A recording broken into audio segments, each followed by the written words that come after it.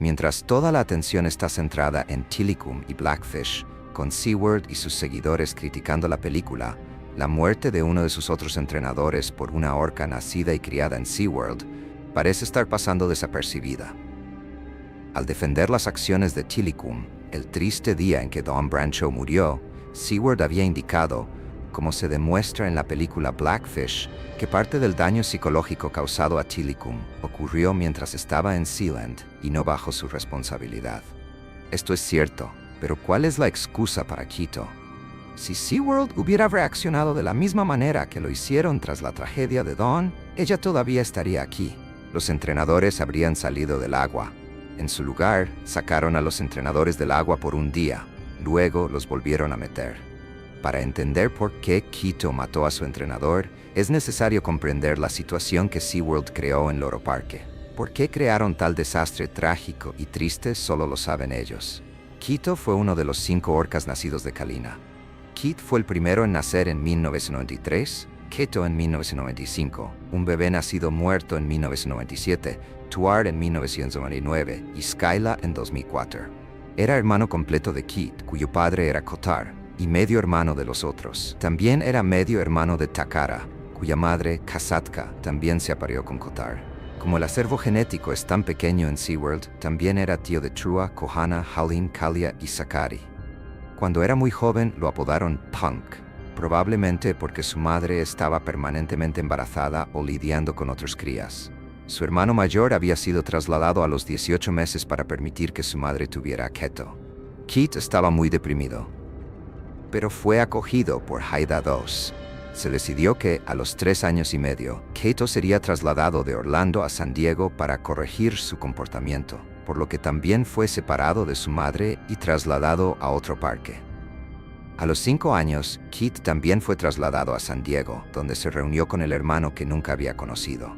Ambos se llevaron muy bien, aunque Quito era un poco brusco con él. Lamentablemente, su estancia en San Diego fue breve y fue trasladado a Ohio por un corto tiempo, y luego a San Antonio. Mientras tanto, en el año 2000 en Orlando nació otro joven macho en el parque, hijo de Taima, quien tuvo que ser separado casi de inmediato de su madre, quien lo atacaba constantemente. Tekoa estaba cerca de Kalina, y en 2004 ambos fueron trasladados a San Antonio, donde su amistad se desintegró cuando otras orcas reclamaron a Kalina como su amiga. En San Diego, la sobrina de Quito, Kohana, nació de Takara. Al principio, parecía muy tímida, pero los dos se volvieron inseparables, y a la edad de 2 años, ambos fueron trasladados a Orlando. Esto probablemente se debió a que Takara, siendo hija de la orca dominante, era la princesa de San Diego y podía hacer lo que quisiera con la protección de su madre. Estaba muy mimada y le gustaba molestar a las otras orcas. Después del traslado, tuvo que ajustarse a una nueva estructura social, pero se adaptó bien. Skyla, la medio hermana de Quito, también fue separada de su madre Kalina a la temprana edad de 2 años, ya que se consideraba que era lo suficientemente independiente. En 2006, estas 4 orcas fueron consideradas excedentes y fueron enviadas al Loro Parque en un préstamo de cría de 25 años con la condición de que cualquier cría perteneciera a SeaWorld. Entrenadores de SeaWorld fueron enviados con ellos para ayudar a los entrenadores del Loro Parque. ¿Por qué SeaWorld envió a estas orcas en particular? Es algo que solo ellos saben. Todos, incluyendo SeaWorld, saben que las orcas viven en grupos matriarcales, incluso en los falsos grupos que crean en sus tanques. Saben que siempre hay una orca mayor y dominante que mantiene el orden en la piscina. Enviaron a estas 4 orcas jóvenes en un préstamo de cría, sabiendo que no había nadie con quien reproducirse, aparte de ellos mismos, y sabiendo que no había una matriarca para mantener el orden. Crearon un grupo de jóvenes disfuncionales, separados de sus madres y familias, sin nadie que los ayudara a desarrollarse o socializar adecuadamente. En el momento en que se anunció el préstamo, en diciembre de 2005, Jacobs dijo públicamente que había un arreglo financiero, pero se negó a dar detalles. Lo que estaba claro era que SeaWorld estaría profundamente involucrado en la gestión de sus orcas desde el momento en que llegaron en febrero de 2006.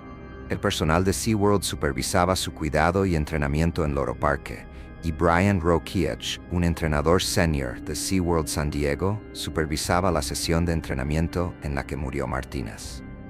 Su declaración ante el tribunal puede verse aquí. Cuando se le preguntó a Fred Jacobs si la muerte de Martínez debía considerarse relevante para las conclusiones de OSHA sobre SeaWorld y la seguridad de los entrenadores, respondió: Loro Parque es una institución zoológica independiente y muy respetada con sus propios protocolos. Como está en las Islas Canarias, sin embargo, no está sujeta a OSHA. Debido a que estamos impugnando las citaciones de OSHA, no podemos discutirlo más, excepto para reiterar que sus acusaciones reflejan una falta fundamental de comprensión de los requisitos de seguridad para cuidar a estos animales. Hacer esta declaración sabiendo que estas eran orcas de SeaWorld bajo el cuidado de SeaWorld es asombroso. Tan pronto como ocurre un incidente, ya no están bajo el cuidado de SeaWorld. Sin embargo, todos sabían que sí lo estaban.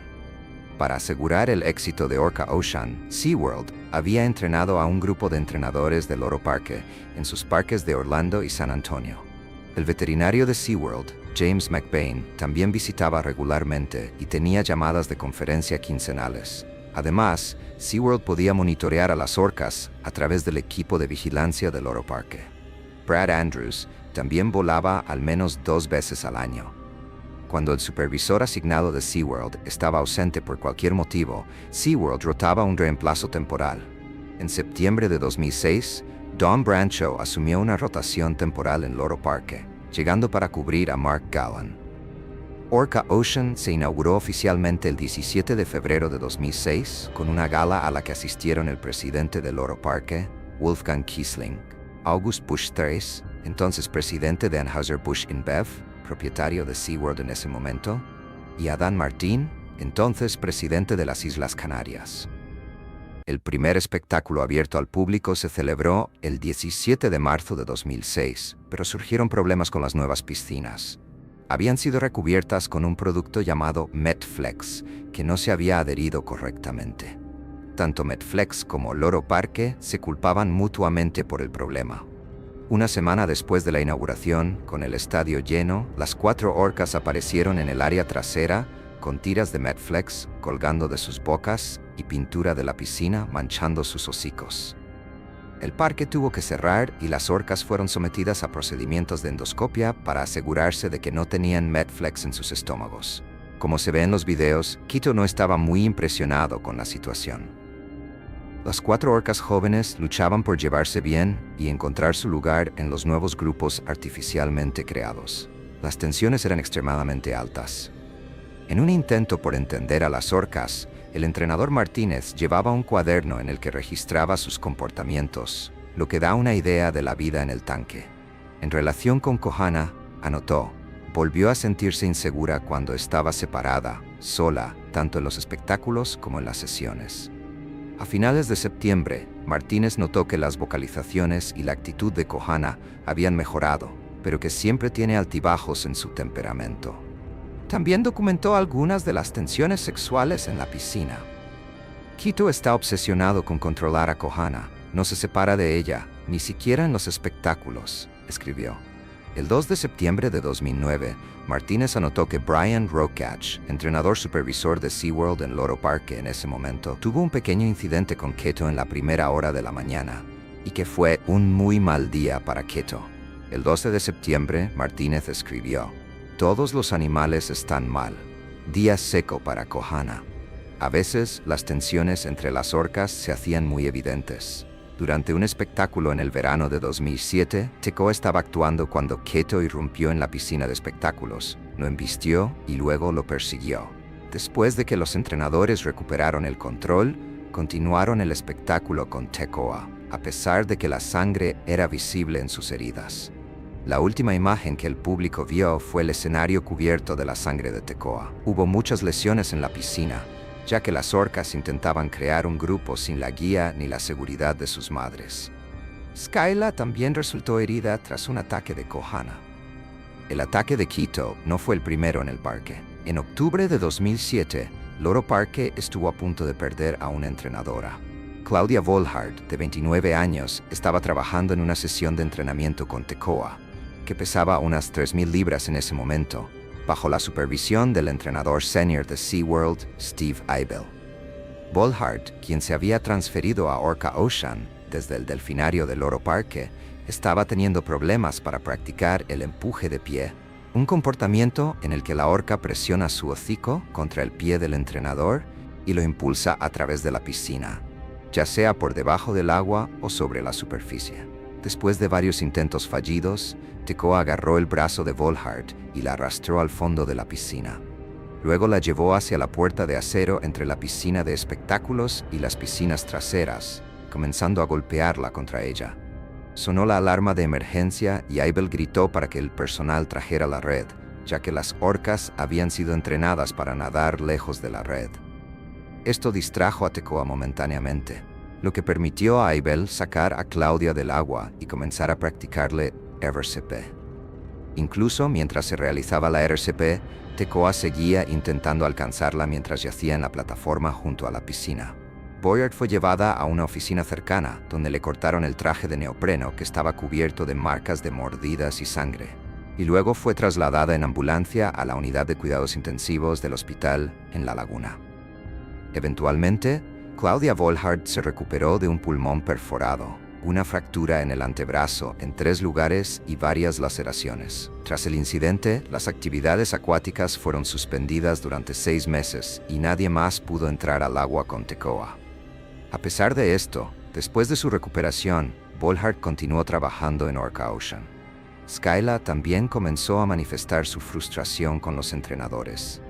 En la primavera de 2009, durante un espectáculo público, Skyla, una orca hembra de 5 años, comenzó a empujar a su entrenador alrededor de la piscina y contra la pared de esta. Poco después, se implementaron protocolos especiales para Skyla, similares a los que se habían puesto en práctica para Tekoa después del incidente de 2007. Estos incluyeron límites en el trabajo acuático y la restricción de que solo los entrenadores senior trabajaran con ella. Ahora, solo Kohana y Keto podían participar en actividades acuáticas. En 2009, con la Navidad acercándose, Martínez fue seleccionado para actuar en el espectáculo navideño junto con Brian Brokiach de SeaWorld San Diego. El día fatal, el 24 de diciembre, Martínez y Brokiach, junto con otros 5 entrenadores de Orca Ocean, realizaron una sesión de práctica matutina con Keto, que trabajaba solo en la piscina de espectáculos, mientras las otras 3 orcas permanecían en las 2 piscinas traseras. Se sabía que a Keto le gustaba estar al tanto de lo que sucedía con las otras orcas, en lugar de actuar solo. En el diario de Martínez se registró un incidente en septiembre cuando Keto, tras un recorrido, fue visto vocalizando y nadando rápidamente alrededor de la piscina una vez que el entrenador se bajó. Durante ese día fatídico, Brokiach trabajaba desde el escenario de la piscina de espectáculos mientras Martínez entraba al agua. Keto comenzó bien, pero luego Martínez intentó realizar un comportamiento llamado Spy Hop, donde se coloca de pie sobre el hocico de Keto mientras éste eleva su cuerpo verticalmente desde el agua. Keto se inclinó ligeramente mientras subía, lo que provocó que Martínez cayera. Debido a que el truco no se ejecutó rectamente, Keto no fue recompensado. Poco después, Martínez intentó otro Spy Hop. Nuevamente, Keto salió torcido y Martínez respondió con un LRS, un escenario de refuerzo mínimo, en el que el entrenador da una respuesta neutral de 3 segundos sin recompensar al animal. Para intentar corregir el comportamiento de Keto, lo llamaron a un borde poco profundo en el lado opuesto de la piscina, donde otro entrenador lo recompensó con 2 puñados de pescado. Según el informe del incidente, Keto parecía estar calmado. Martínez luego le dijo a Brokiach y a los demás que iba a montar a Keto hacia el fondo de la piscina y hasta el escenario, una secuencia llamada Haul Down into Stage, Haul Out. Sin embargo, en el camino hacia abajo, Keto fue demasiado profundo y cuando se acercaba al fondo de la piscina de 12 metros, Martínez abandonó la maniobra y le pidió a Keto que siguiera su mano con el hocico. Ambos subieron lentamente a la superficie. Esta vez, Keto respondió de manera extraña. Según el informe del incidente, Keto emergió con Alexis y parecía calmado, pero se colocó entre Alexis y el escenario. Martínez esperó a que Keto se calmara y solicitó una llamada al escenario mediante un tono submarino. Quito respondió y nadó hacia Rokiach, quien estaba en el escenario, pero Rokiach notó que Quito parecía no estar completamente bajo control y mostraba una mirada algo inquieta. Rokiach decidió no ir a buscar un balde de pescado y, en su lugar, pidió a otro entrenador que lo trajera.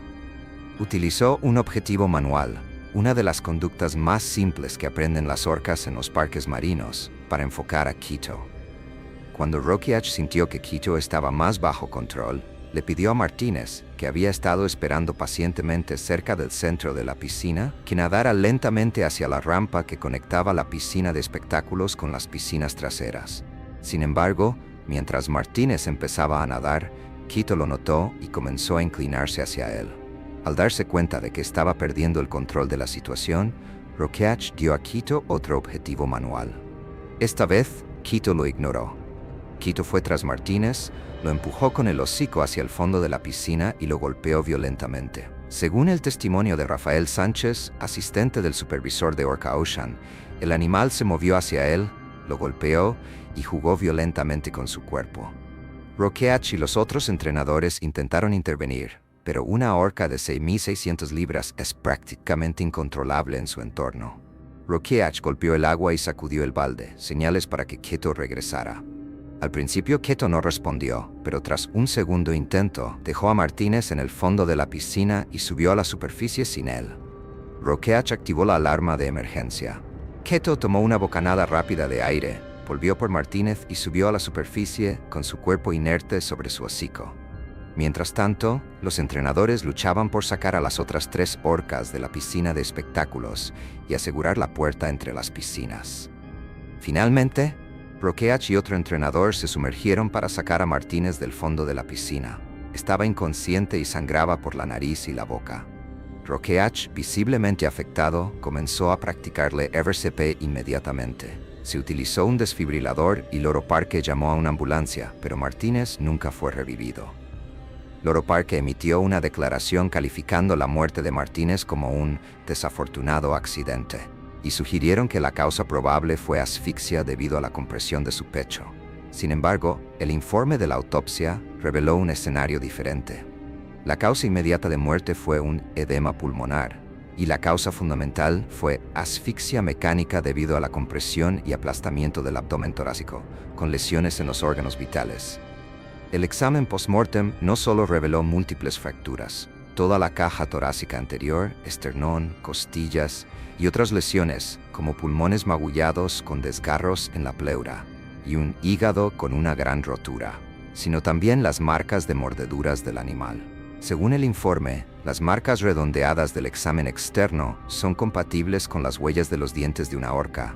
La morfología puede haberse reducido parcialmente debido al traje de neopreno que el personal llevaba durante la jornada laboral. El 26 de diciembre, 2 días después del incidente, el zoológico emitió un comunicado en el que invocaba datos preliminares y afirmaba que el cuerpo no presentaba signos de violencia ni golpes o mordeduras, siendo la falta de oxígeno la causa aparente de la muerte, descartando un ataque.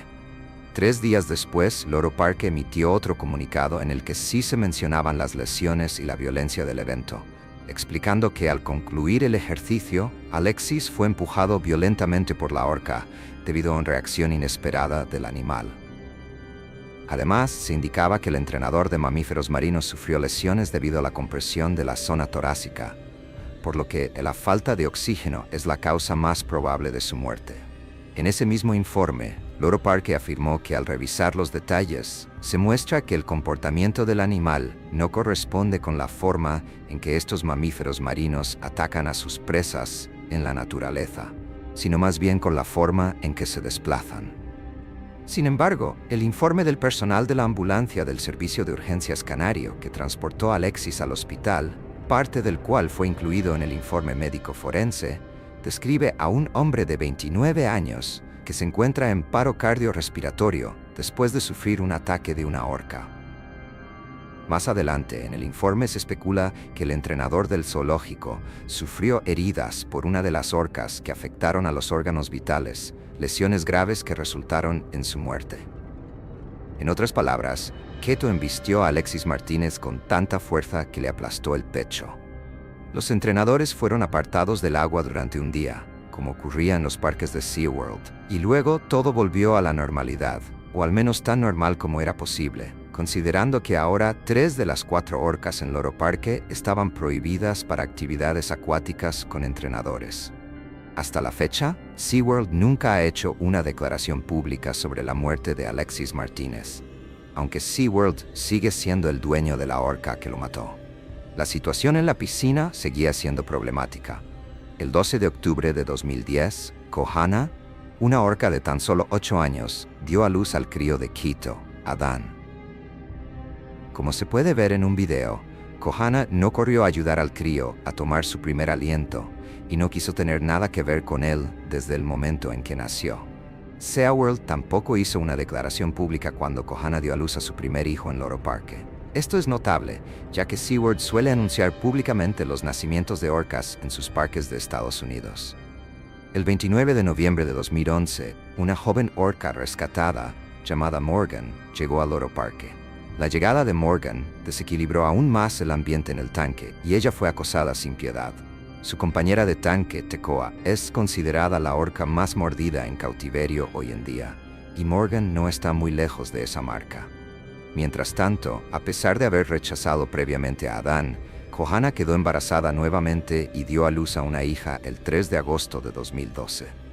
Como se puede ver en otro video, Kohana, que solo tenía 10 años, mostró nuevamente desinterés por la cría que le había causado tanto dolor, y el bebé nadó solo hasta la piscina médica, donde fue criado a mano. Trágicamente, el 16 de junio de 2013, Vicky murió a causa de una complicación intestinal. Una vez más, SeaWorld no emitió ningún anuncio sobre el nacimiento o la muerte de esta cría. Actualmente, los defensores de Morgan están luchando para que sea liberada, ya que en el momento de su traslado a Loro Parque nadie sabía por qué fue enviada allí, hasta que a principios de este año fue incluida en el inventario de orcas de SeaWorld. Los leones, a menudo considerados los reyes del reino animal, poseen su propio conjunto único de cualidades que los hacen formidables y peligrosos a su manera. Su poderosa corpulencia, su excepcional trabajo en equipo dentro de los grupos y sus fulminantes sprints contribuyen a su reputación de depredadores en la cima de la cadena alimenticia. Son temidos por millones de personas en todo el mundo que no dudarían en atacarnos y devorarnos vivos. El Parque Nacional de Pilanesberg es un bastión para los rinocerontes negros y blancos en Sudáfrica. Se encuentra en la región de Bojanala, relativamente cerca de Johannesburgo. Con una superficie de 550 kilómetros, es el cuarto parque más grande de Sudáfrica y alberga una fauna inmensa y diversa. La caza furtiva de rinocerontes por sus cuernos sigue siendo, lamentablemente, un gran problema. Los parques y las reservas hacen todo lo posible para prevenir la caza furtiva, estableciendo patrullas antifurtivas, pero a veces parece ser una batalla perdida. En los últimos años, Pilanesberg ha tomado la decisión drástica de eliminar los cuernos de sus rinocerontes para detener la matanza insensata de estos queridos animales. A pesar de todo, las patrullas continuaron para proteger la fauna amenazada. Uno de los guardabosques involucrados en la patrulla antifurtiva era Cobus Moray. Era un veterano del parque, habiendo servido a los rinocerontes durante más de 12 años. Era experimentado y conocedor. Formaba parte de la unidad canina que utilizaba perros para rastrear las huellas dejadas por los cazadores furtivos o ciertos animales si necesitaban perseguirlos.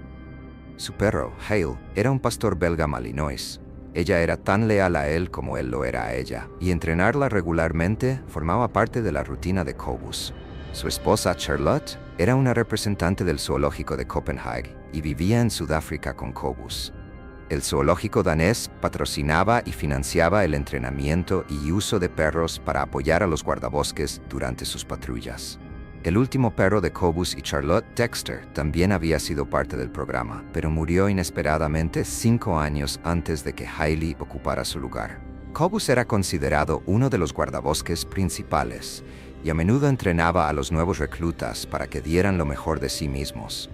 Sabía que la educación era una gran parte de la conservación de los rinocerontes y llevaba a Hailey con él a las escuelas para hablarles sobre el trabajo que hacían juntos y la importancia de preservar la fauna sudafricana. El 6 de febrero de 2021, Cobus y Hale se unieron a dos guardabosques para una patrulla antifurtiva de rutina. Condujeron a lo largo de la cerca perimetral en busca de signos de entrada forzada o animales en peligro. Rebotaban en sus asientos mientras el vehículo se balanceaba y oscilaba sobre el camino profundamente surcado. Era una mañana de sábado, antes de que el sol naciente quemara intensamente en el cielo africano. La naturaleza apenas se despertaba para el día, pero para algunos nunca habían dormido. Un depredador se escondía en los arbustos. Podía escuchar el vehículo acercándose y se quedaba quieto y en silencio. Estaba desesperado, flaco y mal alimentado. Este animal era muy peligroso porque intentaría su suerte con cualquier comida fácil. Cobus y el equipo detuvieron el vehículo y él y Haley bajaron. Cobus planeaba crear un rastro para su fiel compañera, un ejercicio de entrenamiento regular para ella. Era un sábado, supuestamente uno de sus días libres, pero estaba dedicado a su trabajo y a la conservación de los rinocerontes en la reserva. Los otros dos guardabosques continuaron a lo largo de la cerca en el Land Rover. Siguieron adelante, dejando a Cobus atrás. Aunque no habían ido lejos, habían cometido un terrible error. Sin que ellos lo supieran, había un viejo león macho acechando en los arbustos justo donde habían dejado a Cobus. Expulsado de la manada por los machos más jóvenes y fuertes, el león macho ahora estaba solo. Su capacidad de caza como solitario era limitada. Su velocidad ya no era la de antes y le faltaba la protección del resto de la manada. Observaba a Cobus y a Hale con sus ojos dorados y vidriosos, su hocico cubierto de cicatrices de batalla, temblando al percibir su olor. Permanecía perfectamente inmóvil entre los matorrales, oculto por la hierba alta y las malezas despeinadas. Estaba delgado y hambriento. El ruido del motor del vehículo se desvaneció en algún lugar a lo largo del camino. Cobus caminaba con su perro a su lado, con los sonidos de la sabana africana llenando sus oídos. Los grillos cantaban en la hierba. Las abubillas llamaban desde las ramas y una ligera brisa hacía susurrar los arbustos. Se inclinó para examinar una zona de hierba perturbada, y fue en ese momento cuando el león aprovechó su oportunidad. Se lanzó hacia adelante. Ni Cobus ni Hale lo vieron venir. Cobus no tuvo tiempo de alcanzar su arma de fuego. Él y su perro fueron tomados completamente desprevenidos. Solo hubo un destello marrón y Cobus sintió el impacto. Las enormes patas del león macho se envolvieron alrededor de sus hombros. Sus mandíbulas se cerraron sobre su cabeza y Cobus fue arrojado al suelo. Gritó y le gritó al león que lo soltara. Apenas podía ver en medio de la pelea destellos de beige y marrón, vislumbres de dientes blancos y afilados y una cara llena de pelo. El suelo bajo él estaba blando debido a las lluvias recientes. La hierba puntiaguda era frondosa y verde.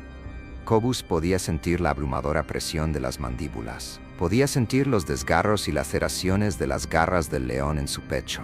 Hizo una mueca, tratando desesperadamente de alejar al león, pero su cuerpo pesado lo mantenía momentáneamente pegado al suelo. El león soltó la cabeza de Cobus y lo mordió una y otra vez. Durante el intenso ataque, Hale huyó aterrorizada y se escondió en los matorrales cercanos. Los gritos de Cobus fueron escuchados por sus colegas guardabosques, quienes inmediatamente dieron la vuelta con el vehículo para regresar al lugar donde lo habían dejado. El Land Rover saltaba y se sacudía en los baches.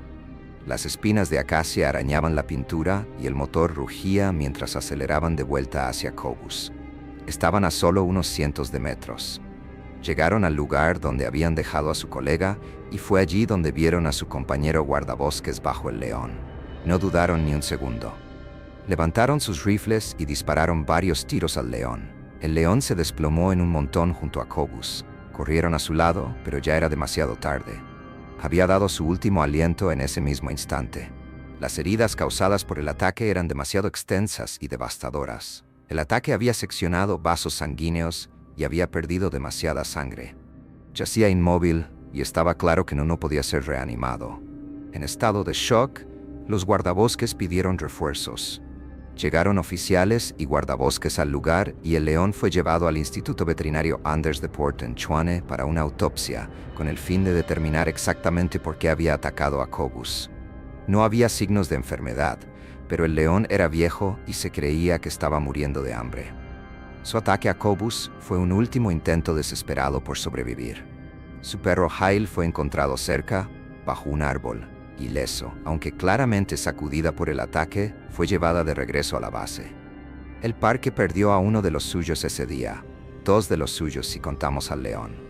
Cobus era un hombre profundamente compasivo. Trabajaba incansablemente para asegurar la seguridad de los animales. Era un verdadero guerrero en la lucha contra la caza furtiva y el comercio ilegal de cuernos de rinoceronte. Ese año, en 2021, 451 rinocerontes fueron cazados furtivamente en Sudáfrica. Esto representó un aumento del 3% respecto al año anterior. Las patrullas antifurtivas realizaron 189 arrestos en 2021, de los cuales solo 61 resultaron en condenas. La pena por caza furtiva o contrabando de cuernos de rinoceronte puede ser de hasta 35 años de prisión.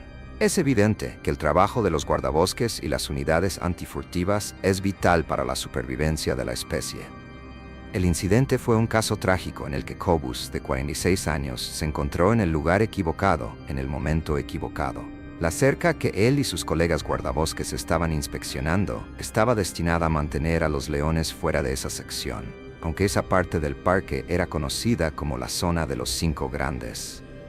Los leones estaban aislados de la zona por donde caminaba Cobus. De alguna manera, el león había logrado pasar por la cerca en un intento desesperado de encontrar comida, lo que llevó a la aterradora aflicción final de Cobus Moray.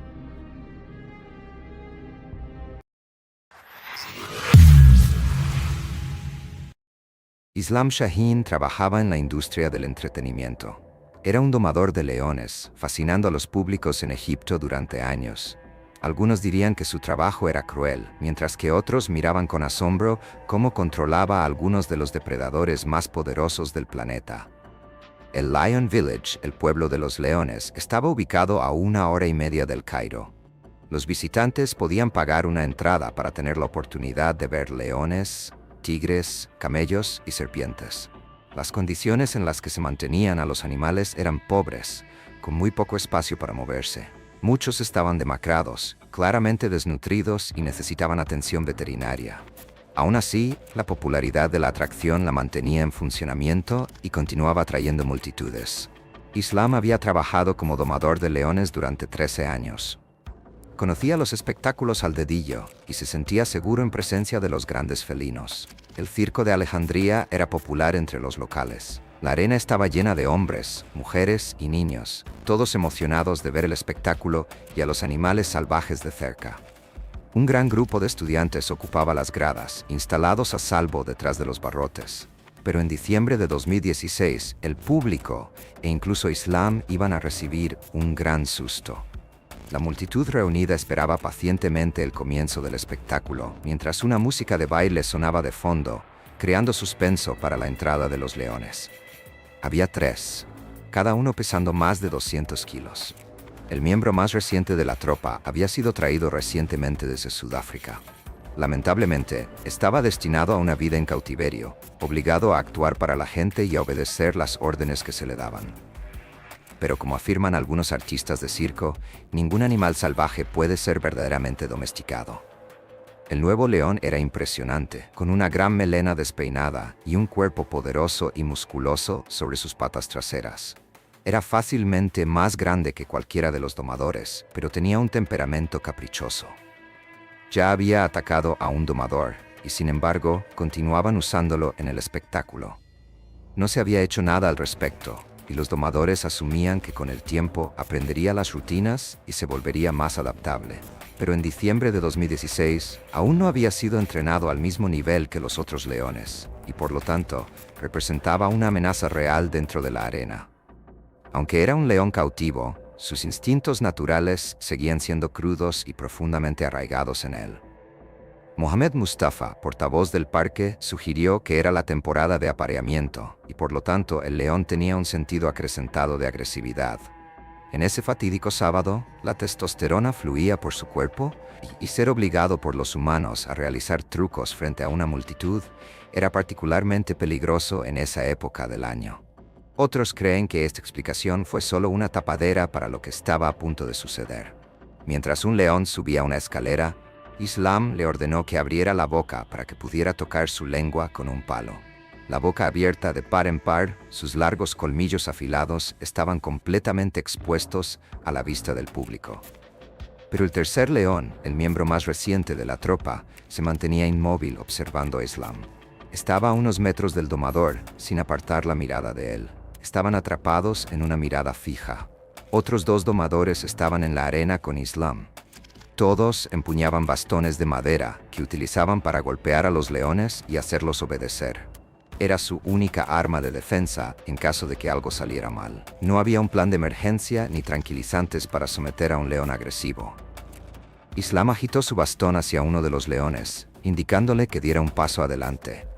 Pero algo desató una respuesta agresiva en el león más reciente, mientras permanecía inmóvil esperando su próxima orden.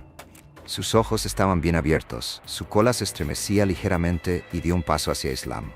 Ya fuera debido al maltrato, una agresividad natural, el hambre o haber sido asustado por algo, el león se lanzó repentinamente sobre Islam. En una fracción de segundo, Islam intentó apartarse de un salto, pero el león fue demasiado rápido. Lo agarró con sus poderosas patas delanteras, atrapándolo con sus garras. Sus afiladas garras se hundieron en la ropa de Islam y perforaron su piel. Instintivamente, el león apuntó a la garganta de Islam. Lanzando su cabeza hacia adelante, agarró la cabeza y el cuello de Islam con sus mandíbulas anchas, reajustando su agarre una y otra vez, mutilándolo frente a una audiencia aterrorizada.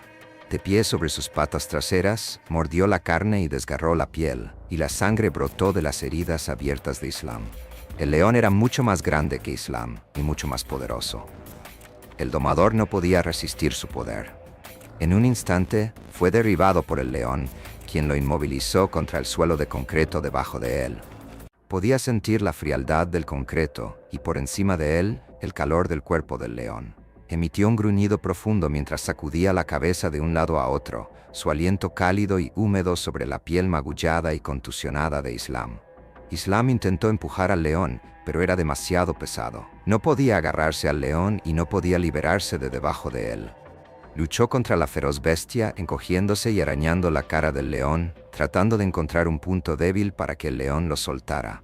Unos momentos después, la música fuerte se detuvo, y todo lo que se podía escuchar eran los gritos aterrorizados del público. Algunos sacaron sus teléfonos móviles y comenzaron a grabar el incidente que se desarrollaba ante sus ojos. Los niños miraron con horror al darse cuenta de lo que estaba sucediendo, y los padres los sacaron de sus asientos y corrieron hacia afuera. Fue un pánico total, dejando solo a los 3 hombres y los 3 leones para luchar. Los otros domadores actuaron de inmediato, tratando de asustar al león para que soltara a su colega. Lo pincharon con sus bastones, golpeándolo en las costillas y en la espalda. Pero el león no soltaba su presa. Continuó mutilando a Islam. Aplastó su rostro entre sus mandíbulas. El crujido de los huesos y el desgarro de la carne era todo lo que el domador podía oír entre sus propios gritos de ayuda. El león mordió su hombro, sacudiendo su cabeza y desgarrando la piel. Luego dirigió su atención hacia la garganta de Islam. Una sola mordida en el cuello y la tráquea de Islam sería aplastada. Se asfixiaría en un instante. Con todo el peso del león sobre él, no había forma de que pudiera liberarse. Yacía en el suelo frío y duro, impotente, atrapado por la enorme bestia. Pero sus colegas no se rindieron. Continuaron golpeando al animal con sus bastones hasta que finalmente el león soltó su agarre sobre el hombre y saltó lejos de él. El león se alejó, sus fauces goteando la sangre roja de Islam. Se llamó a una ambulancia y el personal intentó detener la hemorragia de la gran herida en el cuello de Islam. Islam yacía inmóvil en el suelo. No emitía ni una palabra. Sus ojos estaban cerrados, su respiración era superficial y su corazón latía débilmente. Se estaba debilitando rápidamente. Los servicios de emergencia llegaron y Islam fue trasladado de urgencia al hospital Adalush y Salam, en la zona de Smawe, al este de Alejandría. Era una carrera contra el tiempo para salvarlo. Sufría de una fractura de cráneo, profundas cortaduras en el rostro y cuello, huesos rotos en el pecho y hemorragia abdominal. Los médicos lucharon por salvarlo, pero lamentablemente sucumbió a sus heridas unos días después. Tras la muerte de Islam, Lion Village fue cerrado hasta que se llevó a cabo una investigación exhaustiva. Aunque el portavoz del parque afirmó que el león estaba en temporada de reproducción y por lo tanto se comportaba de manera errática, otros sugirieron que el león estaba hambriento debido a la desnutrición o asustado por la música fuerte. Después del incidente fatal, surgieron fotos de Islam trabajando como domador de leones. Era capaz de acercarse a unos pocos centímetros de los leones, lo que impresionaba a las multitudes. Compartía un bastón con un gran león macho.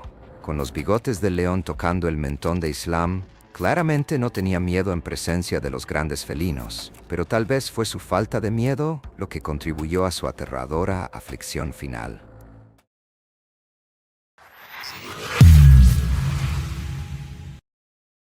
Para los visitantes del Parque Wang en el noroeste de Zimbabue, un safari a pie se considera a menudo una experiencia única. Pero para el guía profesional zimbabuense Quinn Swales, de 40 años, era su trabajo y amaba cada segundo de él. Era oriundo de Trelawney, en el norte de Zimbabue, y había trabajado como piloto antes de dedicarse a guiar la vida silvestre. Todos los guías en los parques de Zimbabue reciben una formación de muy alto nivel y Quinn no era una excepción. Conocía el Parque Wang como la palma de su mano. Esa era su oficina. ¿Y qué oficina era? El Parque Wang es el parque más grande de Zimbabue. Con una extensión de 14.650 km², alberga 4 de los 5 grandes: elefante, león, leopardo y búfalo, y cuenta con la mayor población de perros salvajes africanos. Ofrece oportunidades excepcionales para la observación y fotografía de la vida silvestre a los clientes que pagan. Es uno de los mejores lugares para experimentar la naturaleza salvaje de África en todo su esplendor. Pero el parque se había hecho famoso por malas razones.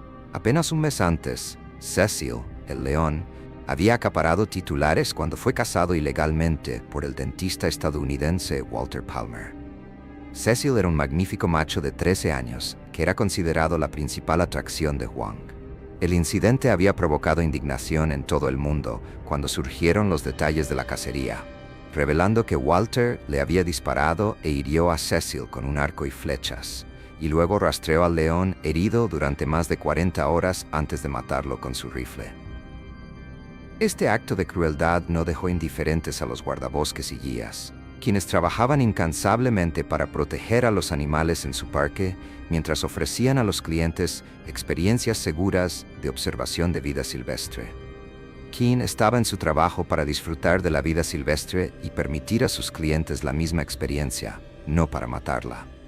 Al amanecer del lunes 24 de agosto de 2014, Quinn llevó a un grupo de clientes que se alojaban en Camp Wang a un safari fotográfico a pie. Mientras la neblina lechosa de la luz del amanecer apenas aparecía en el horizonte, el grupo caminaba con entusiasmo por la sabana. Había un frío en el aire mientras la noche daba paso al día, pero no pasó mucho tiempo antes de que Quinn notara huellas. En el suelo blando y arenoso, a lo largo del borde de la sabana abierta, había señales reveladoras de que los clientes de Quinn iban a disfrutar de un espectáculo y probablemente una oportunidad fotográfica excepcional. Había grandes huellas de patas, y Quinn las identificó como huellas de león. También sabía exactamente a qué manada pertenecían. Había aprendido a conocer a los leones a lo largo de los años y los conocía a todos individualmente, lo que siempre impresionaba a los clientes. Lentamente, el grupo avanzó a lo largo del borde de la hierba marrón, siguiendo las huellas hasta que Quinn se detuvo. Los clientes se quedaron inmóviles en fila detrás del guía, quien llevó su dedo índice a los labios, pidiendo silencio. Quinn se giró hacia el grupo y luego señaló a la manada de leones. Estaban tendidos al descubierto, a una cierta distancia. Los 6 clientes que Quinn guiaba se maravillaron ante el espectáculo. Los leones parecían tan pacíficos y tranquilos, acostados allí, aparentemente sin preocupaciones en el mundo. Estaban perfectamente iluminados por la luz de la mañana. Pero algo estaba a punto de cambiar. Los leones habían avistado a Quinn y su grupo, pero no parecían estar demasiado molestos por su presencia. No representaban ninguna amenaza para ellos a esa distancia. El grupo se quedó completamente inmóvil en silencio, algunos de ellos tomando fotos con sus cámaras. Entonces, el león macho llamado Naksaha se levantó. Claramente, no estaba contento con su presencia. Comenzó a caminar decididamente hacia el grupo, y los clientes comenzaron a sentir su adrenalina aumentar. Podían ver la enorme melena despeinada del león macho y la intención en sus ojos brillantes de color bronce. No corría hacia ellos, pero sus pasos eran confiados y decididos. No había a dónde ir para el grupo. Estaban completamente expuestos en la sabana africana sin vehículo ni campamento donde refugiarse, y el león seguía avanzando. Aunque el corazón de los clientes latía con fuerza en su pecho y sentían el impulso de huir, Quinn ya había estado en esta situación muchas veces antes. No sentía miedo. Era un guía experimentado y experto y sabía exactamente qué hacer. Su prioridad era la seguridad de sus clientes. Les habló con calma y directamente, informándoles de lo que debían hacer. Lo escucharon atentamente, con los ojos muy abiertos. Les dijo que se colocaran detrás de él y se quedaran completamente quietos. Cuando el león continuó caminando hacia ellos, cruzó la distancia de seguridad que Quinn consideraba cómoda. Cuando había estado en esta situación antes, los leones generalmente se detenían después de una corta distancia y regresaban a la manada. Pero esta vez se había superado el límite, y Quinn y el resto del grupo comenzaron a gritar fuertemente para disuadir al león. Esto tuvo el efecto deseado. El león macho dejó de caminar y se quedó inmóvil. Los observaba con sus ojos fijos en el grupo, su cola agitándose. Era una vista impresionante, pero que llenó de miedo al grupo, ya que no sabían qué iba a hacer a continuación. Mientras se mantenía allí, Quinn aprovechó la oportunidad para hacer estallar un petardo, un dispositivo muy ruidoso. Cuando el fuerte chasquido resonó, silenciando a los pájaros de la sabana, el león se sobresaltó y comenzó a alejarse en diagonal del grupo. Parecía que iba a regresar a la manada, y todos suspiraron aliviados. No apartaron la vista del león, pero parecía que estaban fuera de peligro y que sería una de esas historias sobre las que se reirían más tarde alrededor de la fogata. Pero esta historia iba a tomar un giro siniestro. De repente, el león se dio la vuelta y corrió hacia Quinn y sus 6 invitados. Esto los tomó a todos por sorpresa. Justo en el momento en que pensaban que el peligro había pasado, se les echó encima una vez más. Esta no era una carga falsa, y Quinn no tuvo tiempo de disparar con su rifle. Se quedó allí, mirando al león de frente, mientras este corría directamente hacia él.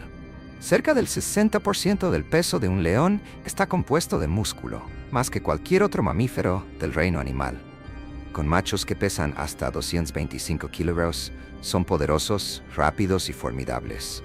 El león cubrió el terreno en cuestión de segundos, su cuerpo de color beige y marrón brillando bajo el sol de la mañana, su enorme melena rebotando sobre sus hombros mientras se lanzaba hacia adelante. Quinn no traicionó a sus invitados huyendo. Se mantuvo firme, incapaz de disparar un solo tiro. Se quedó en el camino del peligro, recibiendo de lleno el ataque para proteger a sus invitados. En el último segundo, el león saltó sobre él y lo lanzó al suelo.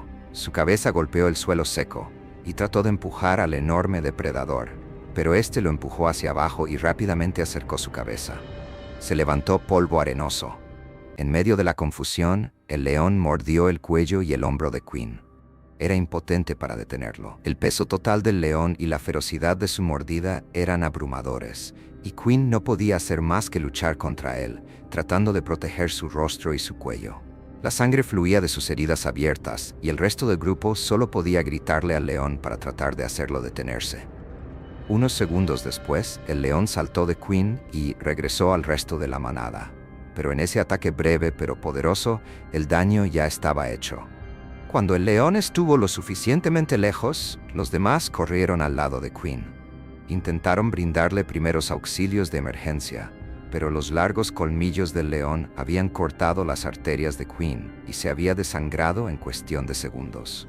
Yacía inmóvil y sin vida en el suelo, a pocos metros de los animales que había pasado tantos años admirando y prometiendo proteger. En toda prisa, el grupo tomó la radio portátil de Quinn y se comunicó con el campamento. Los guardabosques acudieron al rescate y se llevaron a Quinn. La mañana se había transformado tan rápidamente en una tragedia inimaginable. Los invitados no sufrieron heridas físicas durante el ataque. Habían tenido suerte de que el león no se volviera contra ellos también. Fue una pérdida devastadora de una vida. David Carson, el director general de Camp Hwange, quien también era un guía profesional con más de 2 décadas de experiencia, elogió las acciones heroicas de Quinn. Dijo sobre Quinn: pagó el precio más alto, persiguiendo un trabajo que amaba, en una región que conocía tan bien. King era un guía excepcional, y su pasión y respeto por la fauna con la que trabajaba se manifestaban en su guía. La última foto que había publicado en su página de Facebook era de Cecil, el león, quien había sido cazado sin piedad por Walter Palmer.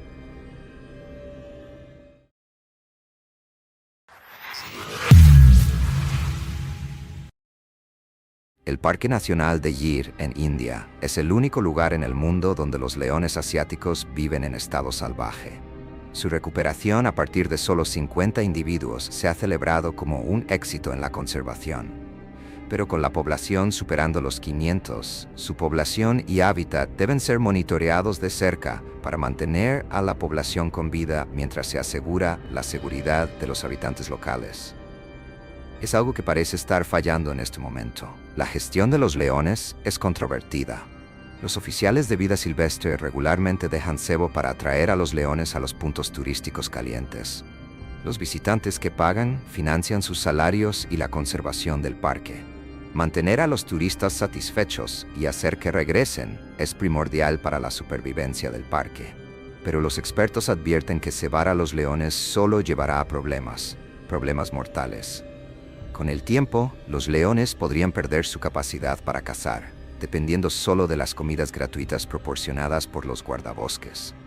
No solo comenzarán a asociar estas comidas con los humanos, sino que podrían recurrir a presas más fáciles, como el ganado o las personas. A poco más de 16 kilómetros de una de las selvas protegidas donde deambulan los leones, se encuentra el pueblo de Dahanfulia.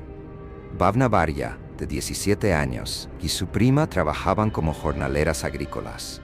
Bhavna vivía con sus padres en el pueblo de Mitan, en el este de Gujarat, pero estaba de visita en la casa de su familia en Dahanfulia. Había aceptado una oferta para trabajar con el hermano de su madre en su granja. Era un trabajo duro, pero traía dinero para la familia. Después de un largo día de trabajo, ella y su prima Rekha se prepararon para pasar la noche en la cabaña de la familia. Se arroparon hasta la barbilla y apoyaron la cabeza en sus almohadas. Sin embargo, justo antes de quedarse dormida, Bhavna sintió la necesidad de ir al baño. Eran las 9:30 de la noche.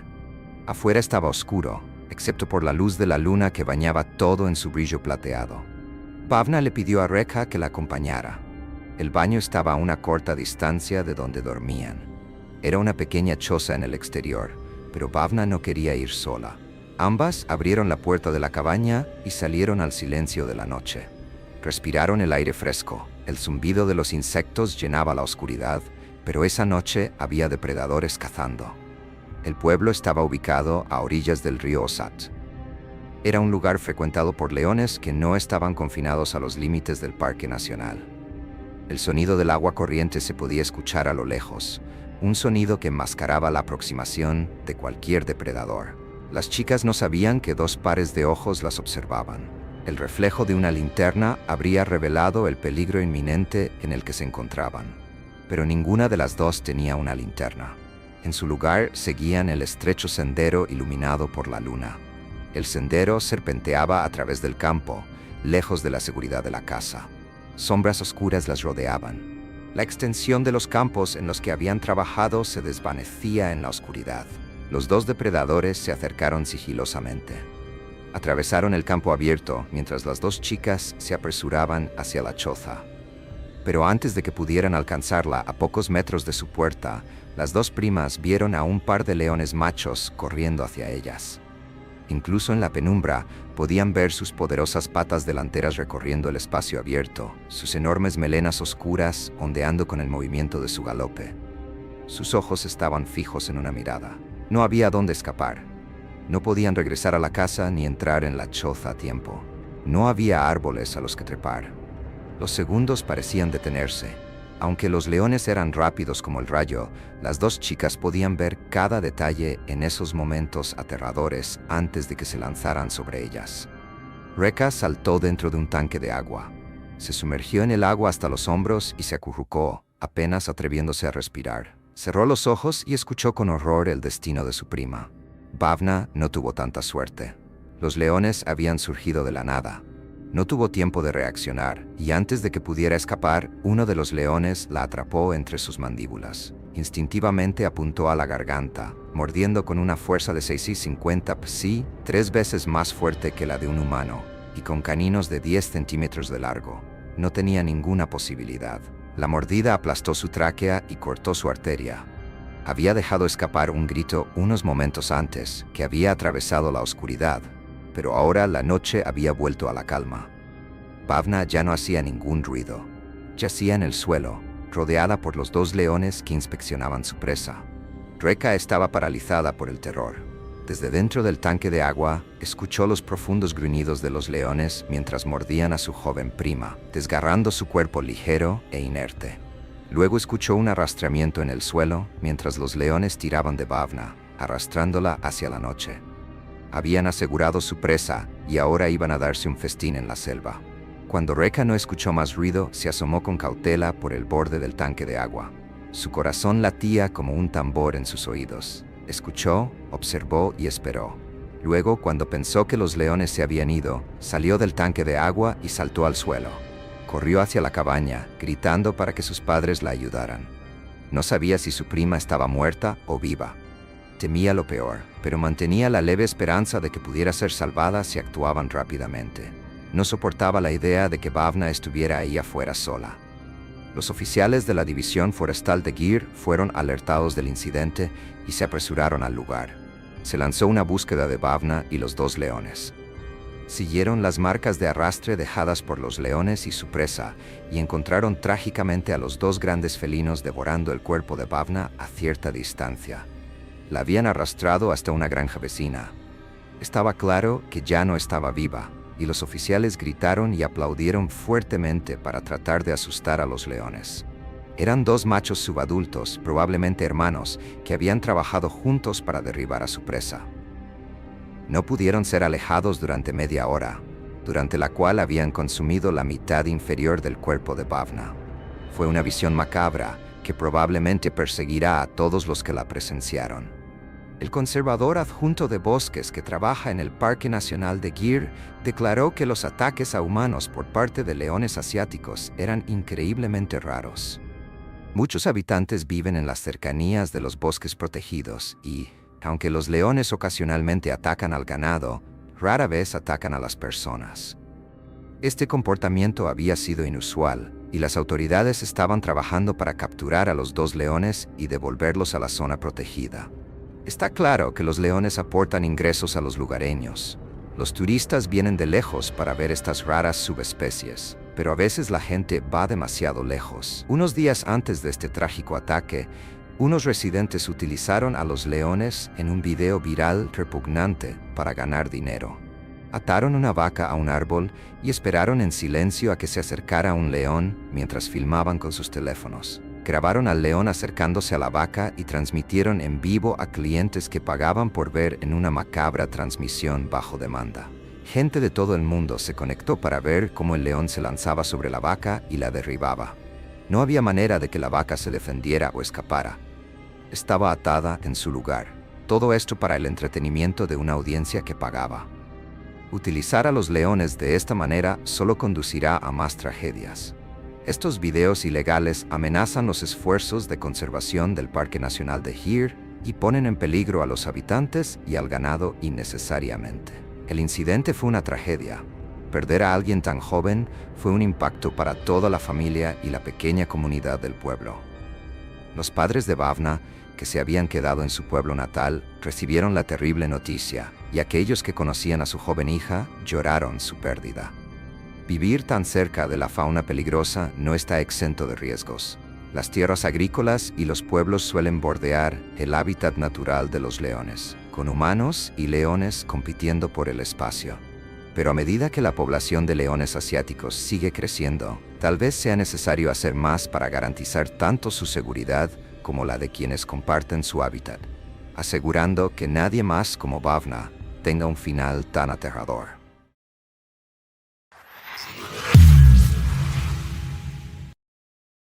En 2015, Wes Matthewson, propietario de un alojamiento de safari y conservacionista, tomó una decisión que cambiaría su vida para siempre. Salvó a 2 cachorros de león de 1 semana de edad de una granja cercana que criaba leones, hasta que fueran lo suficientemente grandes y viejos para ser liberados en la sabana y cazados por cazadores de trofeos. West encontraba este deporte cruel y no soportaba la idea de que estas 2 leonas fueran criadas para ser sacrificadas. Eran leonas blancas raras, y West vio en ellas una oportunidad de negocio en potencia. Compró la pareja y las llevó a su Lion Tree Top Lodge en Hoedspruit, justo afuera del famoso Parque Nacional Kruger en la provincia de Limpopo, Sudáfrica. Les tenía tanta dedicación como a sus propios hijos y las llamó Demi y Tanner. Día y noche las alimentó con biberón hasta que fueron destetadas y pasaron a una dieta compuesta principalmente de carne. Estableció una rutina diaria que incluía jugar con los cachorros de león y llevarlas a pasear 2 o 3 veces al día. Él era su figura paterna y se convirtieron en una familia para él. Pronto presentó a las adorables leonas a sus huéspedes y sin duda se convirtieron en una gran atracción para los visitantes. En su sitio web, West se jactaba de numerosas fotos de huéspedes jugando con las jóvenes leonas y disfrutando de la experiencia de estar cerca de ellas, incluso con niños caminando lado a lado con los felinos. Pero las leonas estaban creciendo. A medida que pasaban los meses, se volvían más grandes y necesitaban más ejercicio y espacio para moverse. Se volvían poderosas, y West podía ver que sus juegos de pelea comenzaban a parecerse a los de los leones adultos. Sin embargo, West les seguía dedicando tanto tiempo y cuidado como siempre. A la edad de 3 años, las leonas se consideraban plenamente adultas. West había ganado el apodo de Tío West, porque se le percibía como una figura paternal y cariñosa para las 2 leonas blancas. Las abrazaba con fuerza alrededor de sus enormes cabezas, y ellas a veces lo incluían en sus juegos, que a menudo se volvían demasiado bruscos para que West participara. Tenía que ser cauteloso. A finales de los 60 años, West ciertamente no estaba rejuveneciendo, y las leonas solo se volvían más fuertes y audaces. Aunque Demi y Tanner no habían mostrado ninguna agresividad hacia West, su familia o los visitantes había señales de advertencia de que conservaban fuertes instintos salvajes. Era natural que mostraran su comportamiento innato. Aunque habían sido criadas a mano por West y nunca conocieron otra vida que no fuera en su propiedad, aún conservaban la capacidad innata de cazar. En 2017, cuando las 2 hembras tenían 2 años, se escaparon de la propiedad de West. Al otro lado de la cerca, divisaron a Quebeculu Justice y a un colega que recogían leña en el veld cuando una de las leonas se abalanzó sobre Justice. Lo derribó al suelo mientras la otra leona observaba. El hombre pidió ayuda, y su amigo acudió en su auxilio, recogiendo piedras y arrojándolas a la leona. Ella se alejó corriendo, y el amigo de Justice lo ayudó a levantarse y lo llevó hasta una cabina telefónica para llamar a una ambulancia. Justice estaba cubierto de sangre y sufría de laceraciones en las piernas, el torso, el estómago y el pecho. Los 2 hombres lograron llegar al hospital, pero Justice, que era diabético, murió unos días después. Fue un incidente trágico, y los médicos no pudieron determinar si su muerte se debió definitivamente al ataque o a su condición de salud subyacente. En respuesta a este horrible incidente, West declaró que estaba seguro de que la leona solo quería jugar y que si hubiera querido matarlo, lo habría hecho en 5 segundos. Ya sea que esta declaración fuera verdadera o no, de todos modos demuestra la fuerza bruta que poseían Demi y Tanner. Al final, seguían siendo animales salvajes, a pesar de haber sido domesticados. West probablemente tenía razón. Una sola mordida en el cuello del hombre habría sellado su destino en cuestión de segundos. Pero eso sirvió como una advertencia contundente sobre los peligros de mantener a tales animales bajo su cuidado. West tenía una gran responsabilidad hacia el público en general. Pero no había forma de domesticar completamente a un león. Eran demasiado poderosos para ser controlados, y West quería que tuvieran la libertad de moverse por sus tierras. Avancemos rápidamente hasta agosto de 2020, cuando las 2 leonas tenían 5 años y West 69, y la historia estaba a punto de repetirse. West llamó a los leones mientras hacía su caminata diaria por sus tierras, y Demi y Tanner llegaron trotando. La esposa de West, Jill, lo seguía en su coche. El sol brillaba y una ligera brisa hacía susurrar los arbustos espesos y frondosos. Los sonidos de la sabana africana estaban vivos mientras los tres caminaban en silencio, como lo hacían todos los días. Para Gil, era un espectáculo increíble ver a su esposo caminar por la sabana africana, flanqueado por dos enormes leonas blancas. Era un sueño hecho realidad para West. Siempre había sido un firme defensor de la conservación y poseer una propiedad en la región del Gran Kruger, donde podía interactuar con los animales, era todo lo que siempre había deseado. Pero algo iba a salir terriblemente mal. Durante la caminata, las dos leonas comenzaron a luchar, jugando. Esto era algo que hacían regularmente. Constantemente ponían a prueba la fuerza y las habilidades de combate de la otra. Era un comportamiento natural, pero se estaban volviendo más agresivas entre ellas. West se quedó quieto mientras las dos hembras luchaban. Podía escuchar sus gruñidos guturales mientras se empujaban al suelo y se mordían la pelusa. Podía notar que no se estaban conteniendo tanto como antes. Definitivamente era un juego de lucha en el que West no quería participar. Pero resultó que el hombre de 69 años no tenía elección. Como dos niños demasiado emocionados que llevan el juego demasiado lejos, Demi y Tanner se volvieron cada vez más turbulentas. De repente, una de las hembras saltó de encima de la otra y se lanzó sobre West. Fue inmediatamente derribado por ella. El aire fue expulsado de sus pulmones cuando fue arrojado al suelo. No había tenido tiempo de protegerse, ya que la acción fue completamente inesperada. Nubes de polvo se levantaron mientras la leona comenzaba a sacudir a West. Él le gritó que se detuviera, pero ella continuó mordiéndolo. Gil podía ver que su esposo estaba en problemas. Lo había visto jugar y pelear con los leones muchas veces antes, pero esta vez era diferente. Era mucho más frenético y poderoso. Gil tocó la bocina y gritó por la ventana. Avanzó con el coche para asustar a los leones. Milagrosamente, la leona salió de su trance y saltó lejos de West. Gil corrió a su lado. Él sangraba profusamente y ella trató de detener la hemorragia en su cuello. Mientras el suelo africano se teñía de rojo a su alrededor, Gil llamó a los servicios de emergencia. Los paramédicos se apresuraron al lugar, pero ya era demasiado tarde. West había muerto en los brazos de Gil. El ataque había sucedido tan rápidamente que no había nada que Gil hubiera podido hacer. Una poderosa mordida en el cuello de West había cortado una arteria. No había vuelta atrás y en un instante el tío West se había ido. Las dos leonas que había criado desde que tenían una semana de edad se habían vuelto contra él, y su legado había tenido un final trágico.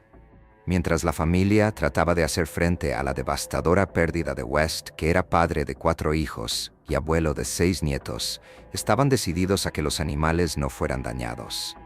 Eso no era lo que West hubiera querido, y su nuera, Terry Mathewson, estaba segura de que las leonas simplemente estaban participando en un juego brutal. No sabían su propia fuerza, y una de ellas había matado involuntariamente a su dueño y cuidador. Es poco probable que haya sido un ataque deliberado, pero terminó en desastre. Demi y Tanner fueron tranquilizadas y retiradas de la propiedad. Después de llorar la pérdida de West, fue triste para la familia ver partir a los leones. Habían sido una gran parte de la vida de West durante los últimos 5 años, y su partida fue como perderlo a él una vez más. Fueron llevadas a un centro de especies en peligro de extinción, y la familia declaró que serían liberadas en el mejor entorno posible para ellas. Aunque despedirse de un ser querido nunca es fácil, la familia encontró consuelo y paz al saber que West murió haciendo lo que amaba, viviendo su sueño, estando en la naturaleza y con sus leones tan queridos. Pero mientras la gente siga viviendo junto a depredadores peligrosos, como estas dos leonas, West Mathewson no será el último en experimentar su aterradora aflicción final.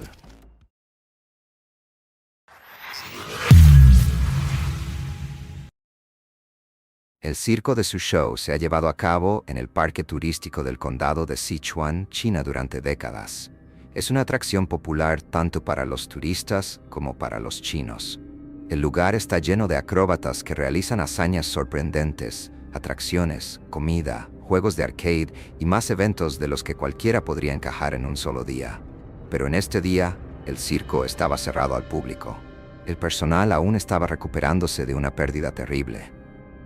A principios de esa semana, uno de sus trapecistas más experimentados, el hijo y su esposa Chang, Estaban realizando uno de sus atrevidos trucos frente a una multitud de cientos de personas cuando el hijo cayó a su muerte.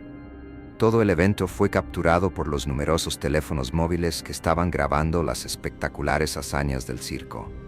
Zhang estaba ahora con sus familiares organizando el funeral de su esposa, mientras sus colegas en el circo lloraban la muerte de su querido amigo. Decir que el personal estaba al borde del colapso sería una subestimación. No solo estaban todos en medio de la desesperación, sino que muchos de ellos habían sido testigos del incidente y había más de un miembro del equipo lidiando con el trauma de la experiencia. Pero para empeorar las cosas, todo el circo estaba bajo investigación. La constante presencia de las autoridades y las horas de interrogatorios agotadores a los que estaban siendo sometidos pesaban mucho en cada miembro del equipo de su show. Los hombres y mujeres intentaban hacer lo mejor posible para continuar con su entrenamiento diario, realizando reparaciones a las atracciones y manteniendo a los animales bajo su cuidado. Hacían todo lo posible para mantener la mente ocupada y no pensar en lo que estaba sucediendo. 2 días después del incidente, el 25 de mayo de 2021, el equipo se levantó a las 5 de la mañana, como lo hacían todas las mañanas. Y como siempre, se reunieron en las puertas principales y esperaron a que su gerente les diera las tareas del día. Incluso si estaban cerrados mientras duraba la investigación, aún había mucho por hacer. Alimentar y limpiar después de los muchos animales que el circo mantenía les llevaría la mayor parte de la mañana. Los animales más grandes y los monos estaban estrictamente entrenados para realizar todo tipo de asombrosas hazañas de obediencia y trucos notables para el público.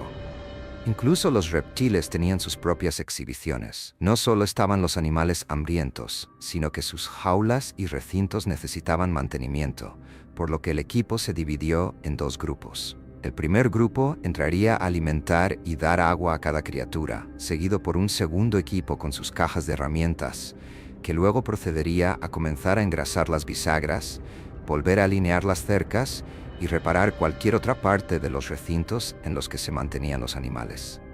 El segundo grupo podría moverse con más libertad una vez que los carnívoros estuvieran debidamente alimentados. Los grandes felinos se vuelven increíblemente perezosos una vez que han comido algo. Y aunque estaban bien entrenados y sus cuidadores se mantenían cerca en todo momento, estos seguían siendo animales salvajes y podían ser impredecibles incluso en las mejores circunstancias. Comenzando con el zoológico de contacto, se movieron lentamente. Cada animal se hacía más grande a medida que avanzaban más adentro del parque. Después del zoológico de contacto, la pesada puerta de alambre fue cerrada detrás del equipo que transportaba carretillas llenas de carne y sacos de alimento. Cada sección del parque tenía esta precaución de seguridad.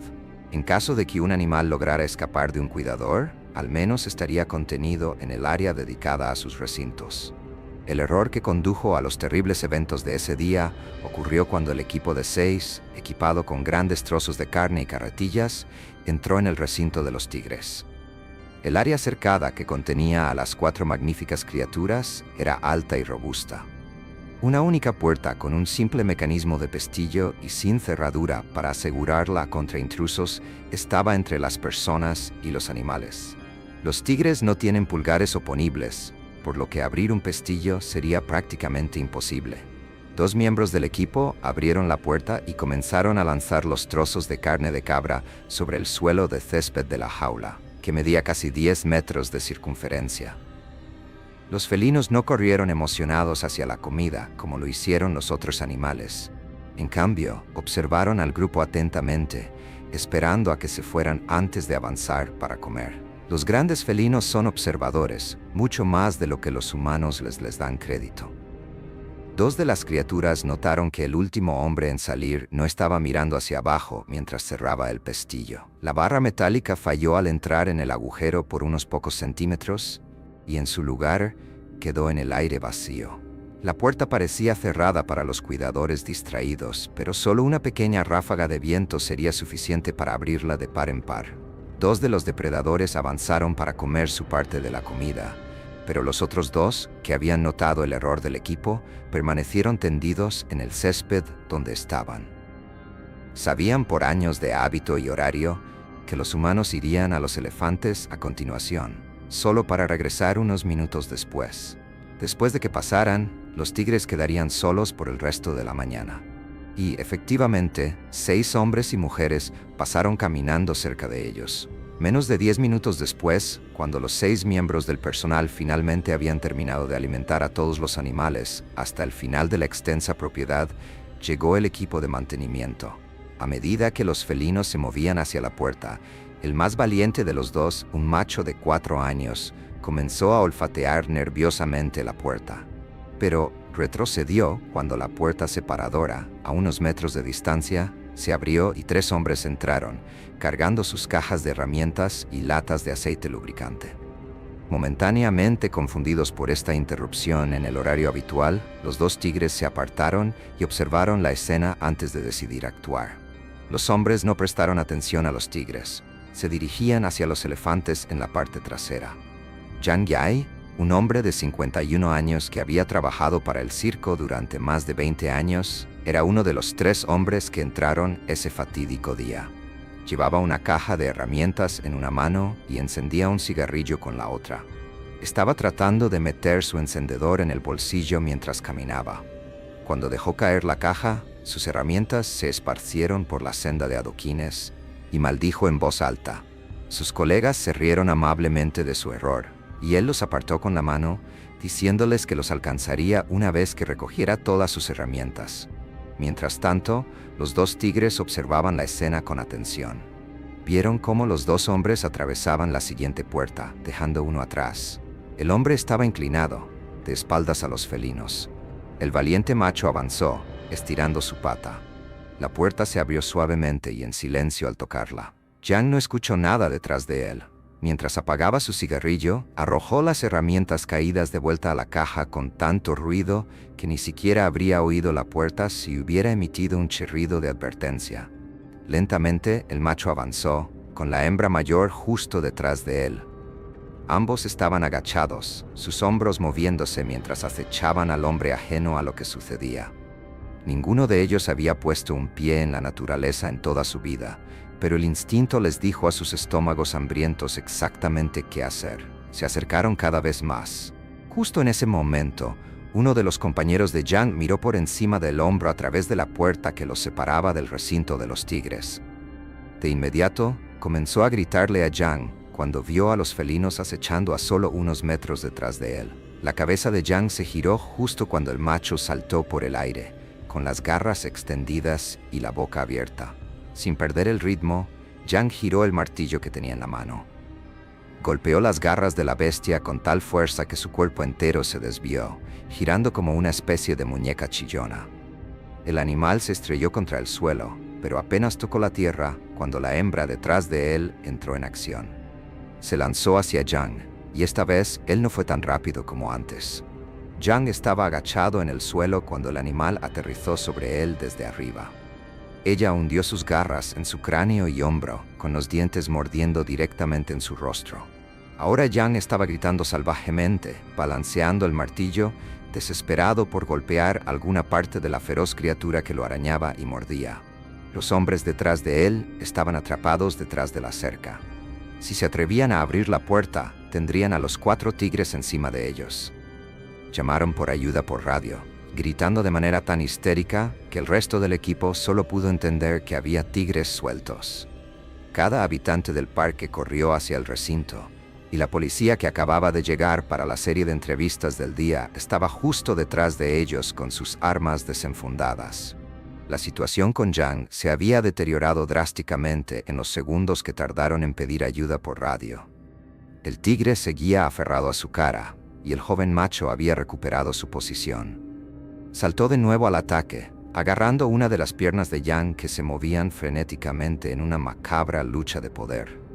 Los tigres tiraban y desgarraban al hombre que gritaba.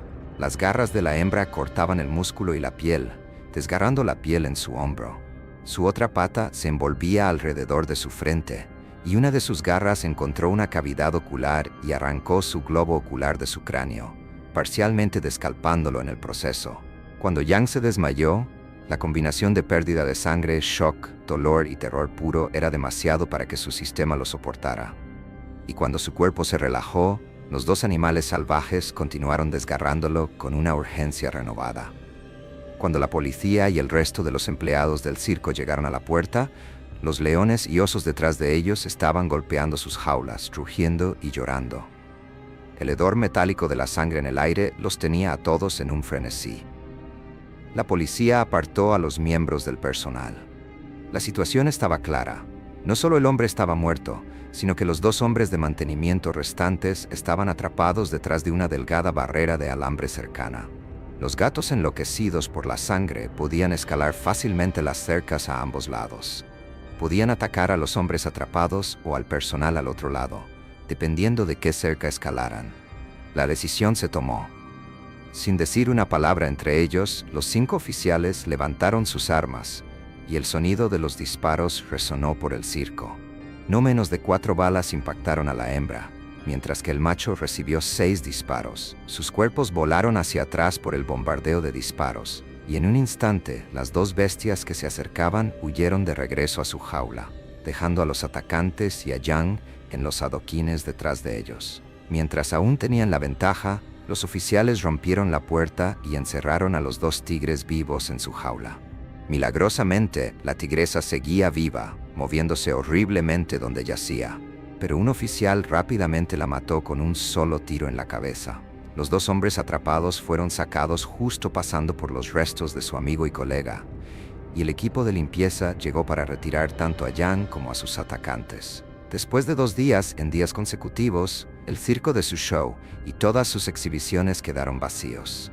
En menos de una semana, los animales fueron reubicados en varias reservas y parques a través de China, y nunca volverán a ver el circo.